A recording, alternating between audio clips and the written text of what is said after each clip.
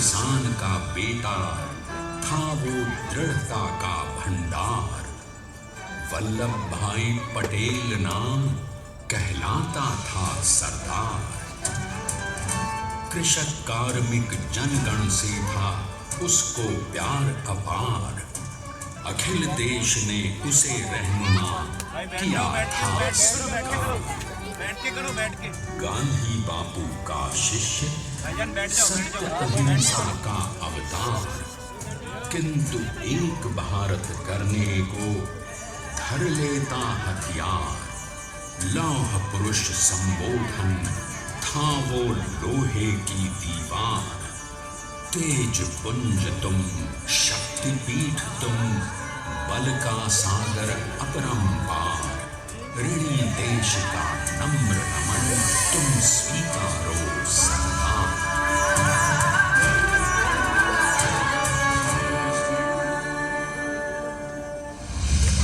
1857 में अंग्रेजों को ललकारने वाले पहले स्वतंत्रता संग्राम के एक सक्रिय सिपाही थे झवेर भाई पटेल। करमसद गांव के इस बहादुर देशभक्त किसान और उनकी पत्नी लाड भाई के 5 बेटों और 1 बेटी में से चौथे पुत्र थे वल्लभ भाई। बालक वल्लभ ने करमसद के बाद नडियाद से अपनी हाई स्कूल की शिक्षा पूरी की। फिर 13 साल की उम्र में उनकी शादी भी हो गई छोटी सी झवेर बाई से। 2 बच्चों, बेटी मणिबेन और बेटे डाया भाई को जन्म देने के बाद झवेर बाई असमय ही चल बसी। सदी बदलने और 20वीं सदी आने पर उनका जीवन भी एक चमत्कार की तरह बदला। पीडर का इम्तिहान पास करके वो वकालत करने लगे। पहले गोधरा, फिर आणंद और उसके बाद अहमदाबाद में। मगर जल्द ही वकालत छोड़कर वो बैरिस्टर बनने की इच्छा से इंग्लैंड चले गए। लंदन में बैरिस्ट्री में अव्वल आने और वजीफा जीतने वाले वो अनोखे भारतीय थे।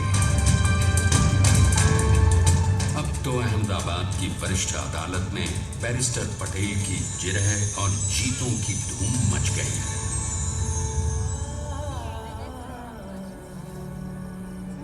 तभी एक युग पुरुष ने वल्लभ भाई के जीवन की धारा ही बदल दी।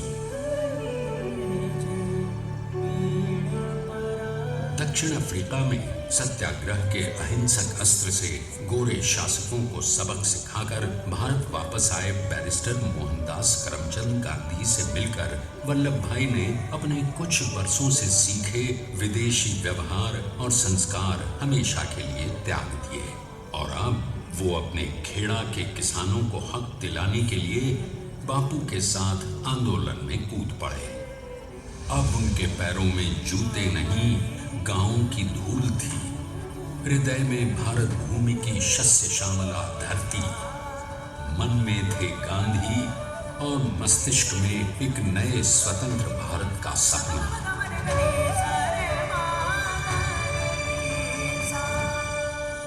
तभी बारडोली के मजबूर मजलूम किसानों की यातना का समाचार उनके पास पहुंचा।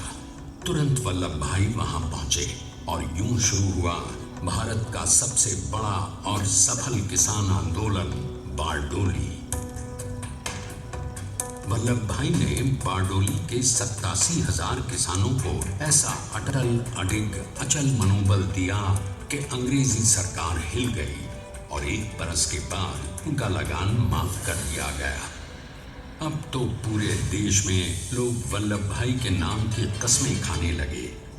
स्वयं महात्मा गांधी ने कहा, अब वल्लभ भाई मेरे शिष्य या साथी नहीं, सारे देश के सरदार हैं।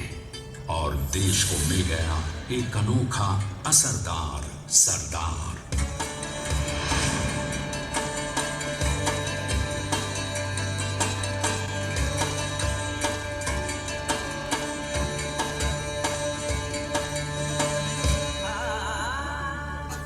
सरदार पटेल के नाम और देशभक्ति से अंग्रेज डर कर कांपने लगे। 1930 के नमक सत्याग्रह और दांडी कूच में वो बापू से भी पहले गिरफ्तार किए गए। तो सन 1932 में फिर उन्हें बापू के साथ ही जेल में 2 सालों के लिए डाल दिया गया। मगर आजादी के दीवानों को, स्वतंत्रता के परवानों को कौन गिरफ्तार कर पाया है?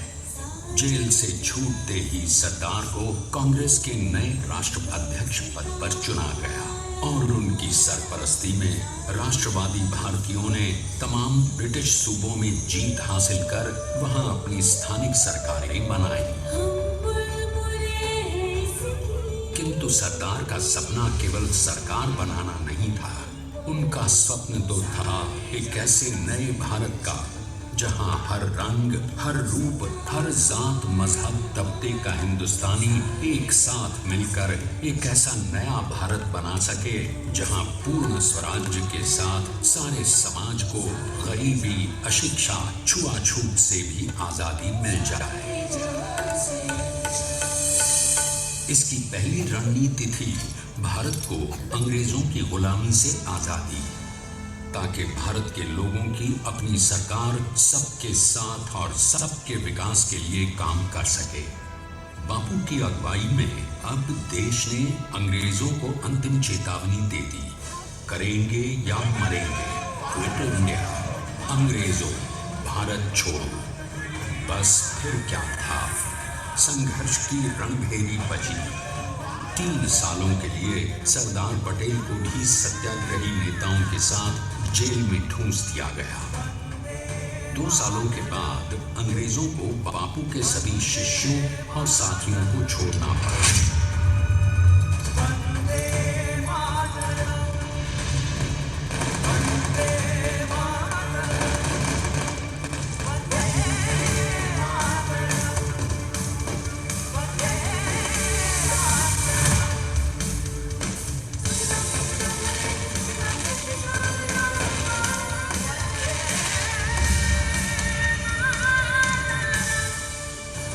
स्वतंत्रता के स्वप्न के सच होने के साथ अब सरदार पर कई एक नई जिम्मेदारियां थी। आने वाली आजादी की तैयारी और एक नए भारत के लिए नए लोकतांत्रिक संविधान की संरचना। जैसा उनके साथी ने खुद कहा था, सरदार ने ही छेनी हथौड़ी लेकर एक नए भारत को उकेरा है।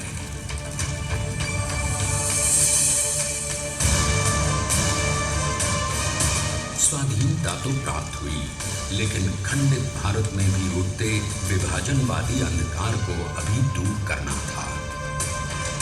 जब देश के खंड खंड होने का भय उत्पन्न होने लगा, तो सरदार ने निर्भय होकर खुद अपनी केंद्र सरकार और साथियों को भी चुनौती दे डाली और जम्मू कश्मीर को बचाने के लिए सारे देश का आकाश वायुयानों से भर गया।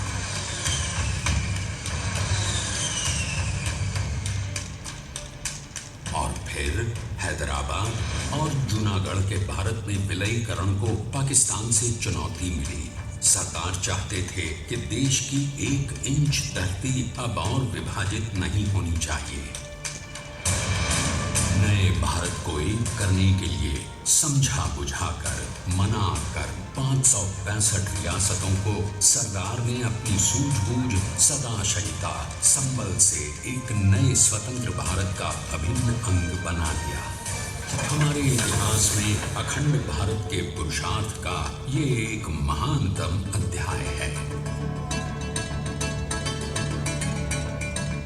जैसा उन्होंने स्वयं कहा था, हमें नए धागों को पुराने ताने बाने में ऐसे पिरोना है कि एक दूसरे में गुंथ जाए और बेहतरीन बनावट वाला एक नया भारत उभर कर सामने आ सके। अंततः अपने वज्र दृढ़ संकल्प से एक नया विराट विशाल एक भारत श्रेष्ठ भारत बनाकर दिखा ही दिया सरदार ने। संसार के सबसे बड़े प्रजातंत्र के शिल्पी को प्रणाम करने के लिए देश ने बनाया है ये समर्थ स्मारक। स्वाधीन भारत को समर्थ भारत में बदलने वाले सरदार पटेल को समर्पित प्रेरणा तीर्थ भी है। प्रधानमंत्री श्री नरेंद्र मोदी के नेतृत्व में बनी विश्व की इस विशालतम प्रतिमा के सामने आकर सारी दुनिया जैसे स्वयं ही नतमस्तक हो जाती है।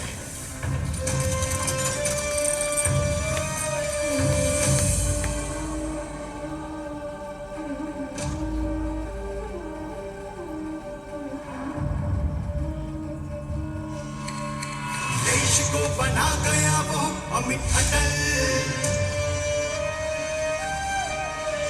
हरा सका उसे न कोई शत्रु दल। चट्टान के समान सा पुरुष प्रबल, पटेल तो स्वदेश का सम्मान है, पटेल तो स्वदेश का सम्मान है, पटेल तो स्वदेश का सम्मान है, पटेल तो स्वदेश का सम्मान है।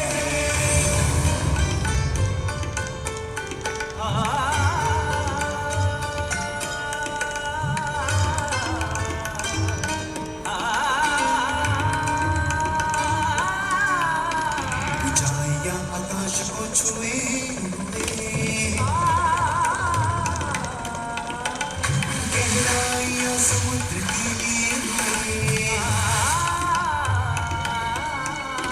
कदम अडिग जमीन पर जमे हुए, पटेल अपनी आन बान शान है, पटेल अपनी आन बान शान है, पटेल तो स्वदेश का सम्मान है, पटेल तो स्वदेश का सम्मान है, तो स्वदेश का सम्मान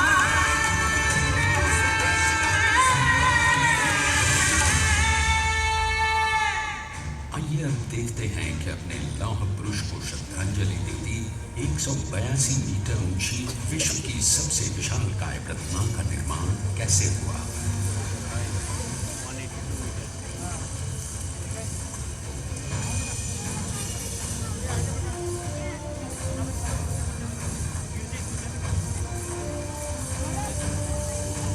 गगन छूती इस अद्वितीय अभूतपूर्व प्रतिमा को बनाने के लिए सबसे पहले नदी पर 4500 क्यूबिक मीटर का राफ्ट बना और फिर सीधा 600 फीट का कंक्रीट का कोर बनाया गया।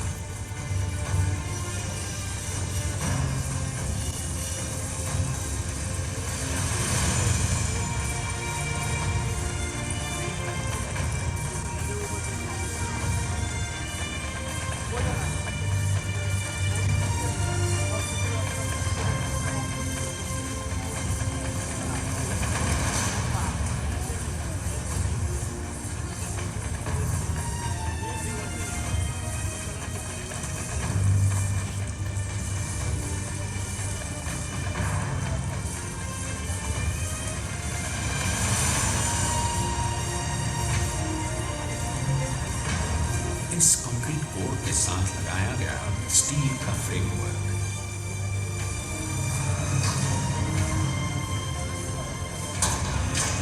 और इस फ्रेमिंग पर 6500 ब्रॉन्ज के पीसेस लगाए गए।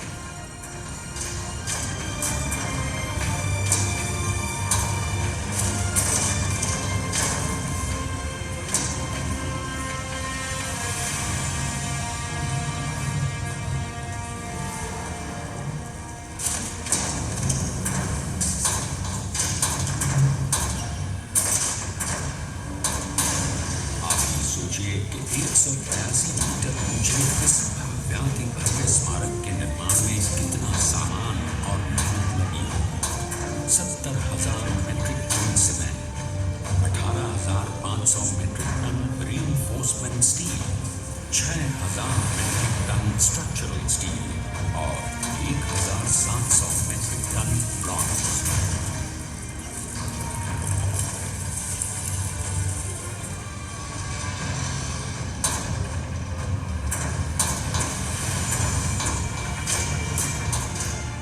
स्टैच्यू ऑफ यूनिटी आज एक वर्ल्ड आइकॉन है और इसे मुमकिन बनाने में एक सेकंड भी ब्रेक लिए बिना देश भर की टीम्स ने 24/7 काम किया। 250 से ज्यादा इंजीनियर्स, 4,500 से ज्यादा स्किल फोर्स और 3 लाख मानव दिन।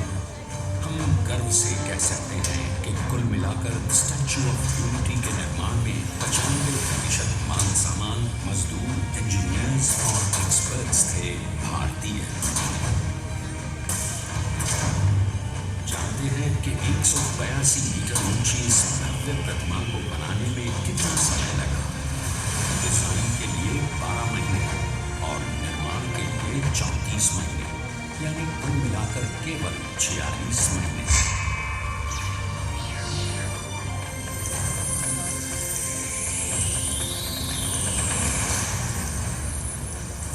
और इसी तरह बनी देश के शिल्पकार की एक अनोखी, अद्वितीय, विशाल प्रतिमा, जो सिर्फ आज ही नहीं बल्कि आने वाले न जाने कितने सालों तक यूं ही चमचमाती रहेगी।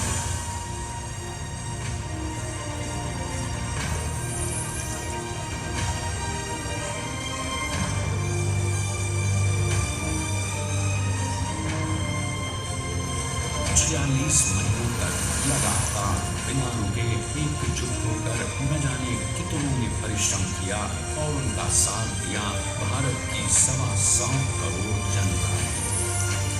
और तभी मुमकिन हो पाया एक ऐतिहासिक निर्माण जो आज कहलाता है भारत की नई पहचान। स्टैच्यू ऑफ यूनिटी, विश्व की सबसे ऊंची प्रतिमा।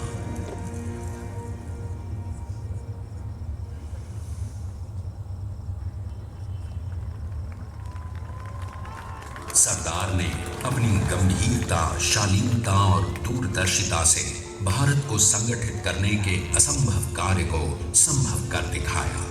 आइए आज हम सब उन्हीं की महिमा में विश्व के सामने एक उदाहरण रखें, क्योंकि ये ही भारत को श्रेष्ठता के मार्ग पर ले जाएगा। हमारा कर्तव्य ये है, हमें निश्चय कर लेना चाहिए कि हमें हिंदुस्तान में जितने लोग हैं सबको मिल के भाई भाई की तरह रहना है। स्टैच्यू ऑफ यूनिटी एकता की प्रतिमा और श्रेष्ठता का प्रतिबिंब है। एक पहल है इस अखंड भारत को श्रेष्ठ भारत बनाने के सपने को पूरा करने के लिए। एक पुकार है हम सबको एकजुट होने के लिए। एक आंदोलन है भारत को सबसे आगे ले जाने के लिए, श्रेष्ठ बनाने के लिए। आपके योगदान और विश्वास से ही बनेगा एक भारत श्रेष्ठ भारत। एकता का भारत है। एकता का संदेश है कि भाषा अनेक, भाव एक, राज्य अनेक, राष्ट्र एक, पंथ अनेक, लक्ष्य एक, बोली अनेक, स्वर एक, रंग अनेक, तिरंगा एक, समाज अनेक, भारत एक, रिवाज अनेक, संस्कार एक, योजना अनेक, मकसद एक, कार्य अनेक, संकल्प एक, राह अनेक, मंजिल एक, पहनावा अनेक, प्रतिभा एक, चेहरे अनेक, मुस्कान एक। ये एकता का संदेश लेकर के हम चले। और भाइयों बहनों, ये भारत की विशेषता है, विविधता में एकता। यही भारत की विशेषता है।